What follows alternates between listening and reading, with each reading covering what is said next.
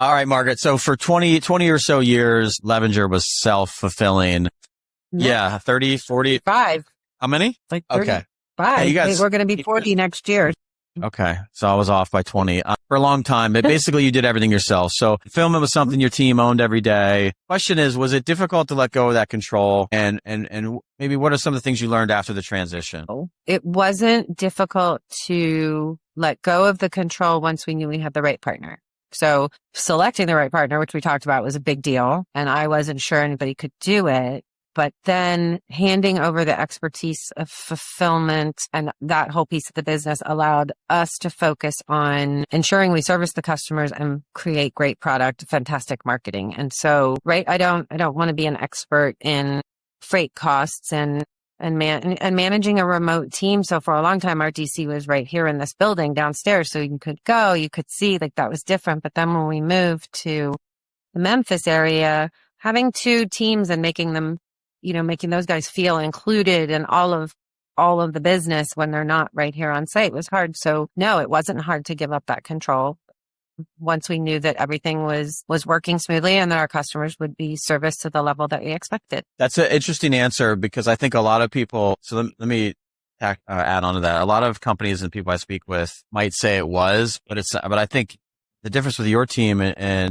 you guys had already made a decision that you needed to do it for sure. So you maybe even, did you come to grips with losing the control already? That makes sense. Because I think sometimes when folks haven't done that, it can make the transition harder. There's less trust. You know what I mean? We went down 2 paths. We went down a path of continuing our own DC while we were looking at 3PLs. So, and again, we were not convinced until we met the right team. When we met the right team, it was easy.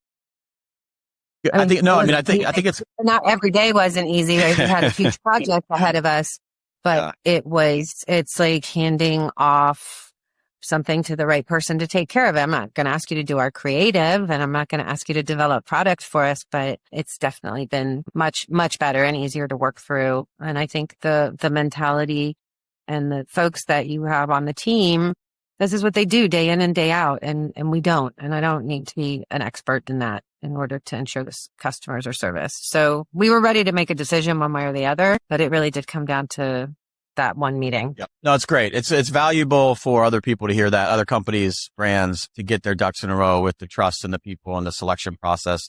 Because that is what drives letting go of being okay with somebody else doing those things. So yeah, I'm glad you had that.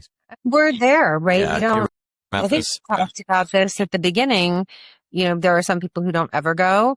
We've tried to make an effort to be there at least twice a year to see everything, once before peak, once at another time. And as needed. And I think that also instills a lot of confidence and understanding of what happens and who's taking care of everything. And so I do feel kind of in control of it. Yeah, well, you are. No, for sure. It's, well, the companies, I would say our strongest partnerships say the same things. They all tend to be going there once or twice a year, maybe every quarter. They're spending some time with, they're an active partner. This is a common thread that we have. So it's good to hear that reiterated from your side of things. So let's say this, if another brand had been self-fulfilling for years like you and thinks, hey, we're doing fine the way it is, what would you tell them today? I would tell them to look into it, right? Because doing fine and then being able to scale and having folks, who do have the depth of partnerships with the carriers and just supplies and compliance and all of the things that are out there, I would, I'd say take another look. Doing fine was fine, but we couldn't scale. We had issues. We had enough space to scale, but then talent and discipline and procedures and all of those things coming from a small family help business, I think, that had gone through growth and then, regrowing again, I'd say take another look. Yeah. It has to work. It has to work for your business. At the end of the day, if our customers weren't happy after the first year of it, first, 8 months, we'd be having a different conversation. But I think it's worth exploring. I think it's worth doing the due diligence on both paths and seeing what's right for the business. And it's not always there's financial concerns, of course, but there's opportunity cost as well. I think it has to be looked at. Levenger, again, it comes back to that scale. You're mentioning scaling and regrowing. It was, I think for Levenger, it was a great fit because you are kind of coming back, right? Where it's like, yeah, so you were needing to grow, needing to scale.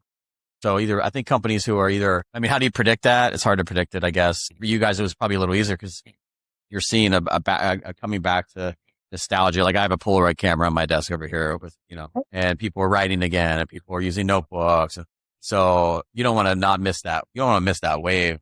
Yeah, you can. I'd rather focus again on what we do really well, which is make incredible products and create and innovate product and service the customers and beautiful creative. And we've had, before our move to Barrett, we had a couple other really successful outsourcing projects that for our business let us have world-class talent that we couldn't afford as a small business. And I include Barrett in that as well.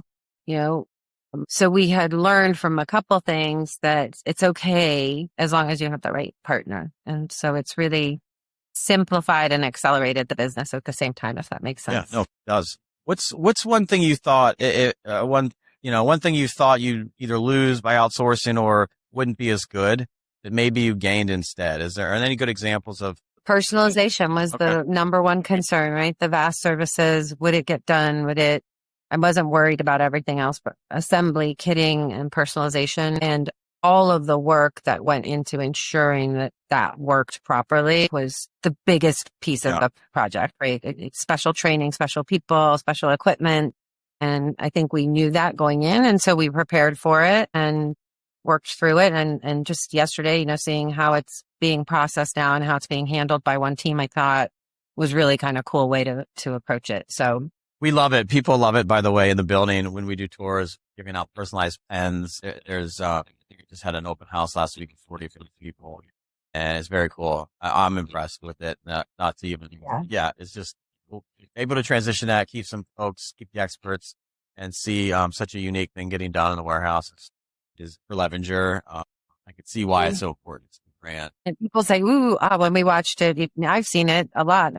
My gosh, this is a skill, this is an artist, especially with the bossing and stuff. That was probably the biggest. That's awesome. So what's one problem that you didn't realize might have been caused by in-sourcing self-fulfillment after you handed it over? What were some of the things that you might have discovered that were problems? I think accuracy of inventory. I think as we moved from a place we had been for a long time, although we had completed several inventories and we were there helping with the move. So knowing what's where, when, and how, that was fun. And we made some interesting discoveries in our own DC of product that we thought was gone for years, and there it was. And that's probably inventory accuracy and speed, and is probably the biggest advantage, I would say. Which is interesting. It totally makes sense, I think, to anyone who would listen to this, that you might have inventory control issues in your own warehouse.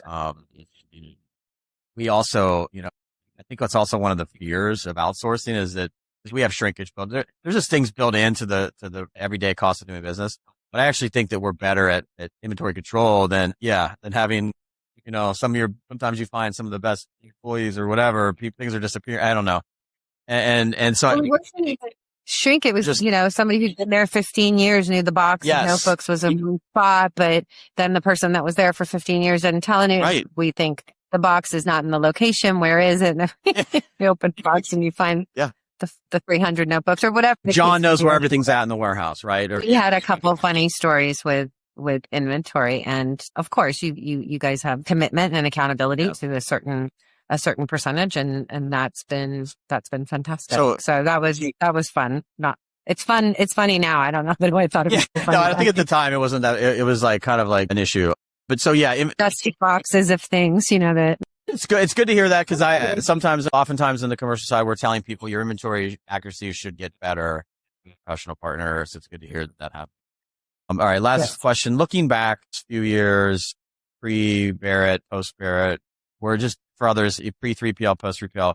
Are there any signs that you could give other CEOs, other founders, things to look for when it's time to outsource that maybe were ignored before you were there, or, flags to look for people in decision taking I think seats. it's a team effort, right? So I didn't know everything about inventory and our DC. I spent a lot of time there. Utilize the experts on your team who really know, because the worst thing you can do is make a decision that affects an organization. The people who have to work with it day in and day out aren't part of the process or the onboarding or just the project itself. So utilize your subject matter experts for their expertise and get everybody on board. It's really nice to hear. And again, I went up and visited recently, and folks here will say, please tell this person how amazing they are. Or if you talk to their manager, can you tell them it's been incredible since they put this person or this process in place? And that's the day-to-day interaction that I'm not necessarily a part of, but use your subject matter experts to scope the project and work through it with you.